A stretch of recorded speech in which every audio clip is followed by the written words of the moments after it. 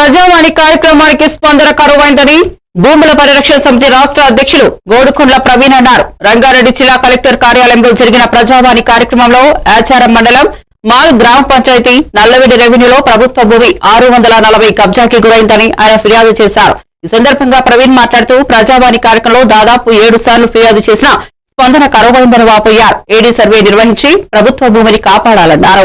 ఈ విషయంపై పలుమార్లు ఫిర్యాదు చేసిన ప్రభుత్వ అధికారుల నుంచి ఎలాంటి స్పందన లేదని ఆరోపించారు. రాష్ట్రంలో రోజు రోజుకు పెరిగిపోతున్నటువంటి భూ కబ్జాదారు ఈ రేట్ల అమాంతంగా పెరిగిపోవడంతో ప్రభుత్వ భూములు కొంతమంది భూ కబ్జాదారులు అక్రమంగా ఎక్కడ పడితే అక్కడ భూ కబ్జా చేయడం జరుగుతుంది.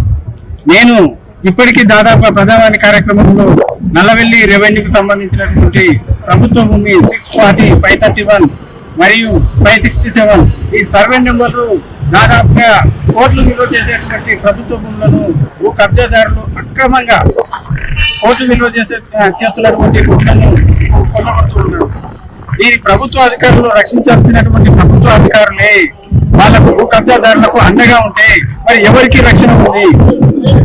ప్రభుత్వ భూములు కబ్జకు గురైనటువంటి ప్రభుత్వ భూముల స్థలంలో ప్రభుత్వ కార్యాలయాలు కడితే ఇప్పుడు ఎక్కడో ఉన్నటువంటి ప్రభుత్వ ప్రైవేట్ హాస్టళ్లకు మన రెసిడెన్షియల్ స్కూళ్ళకి ఫీజులు కడతా ఉన్నారు, రెంట్లు కడతా ఉన్నారు.